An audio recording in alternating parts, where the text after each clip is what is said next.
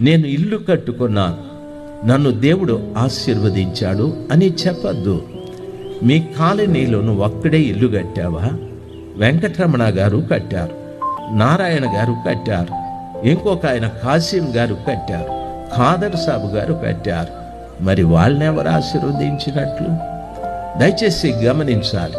మీరంటారు దేవుని అద్భుతమైన కృప 2024 సంవత్సరాన నేను కారు కొన్నాను, దేవుడు నన్ను ఆశీర్వదించాడంట.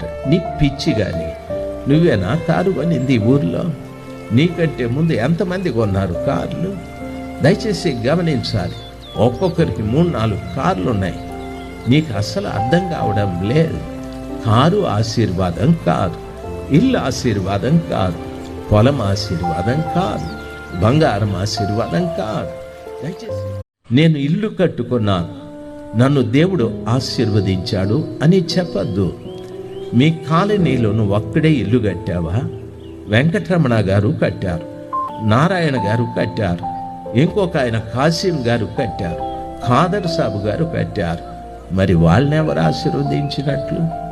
దయచేసి గమనించాలి.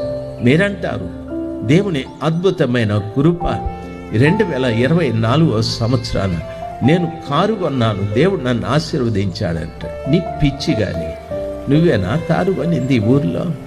నీకంటే ముందు ఎంతమంది కొన్నారు కార్లు? దయచేసి గమనించాలి.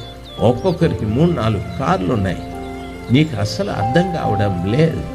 కారు ఆశీర్వాదం కాదు, ఇల్లు ఆశీర్వాదం కాదు, పొలం ఆశీర్వాదం కాదు, బంగారం ఆశీర్వాదం కాదు. దయచేసి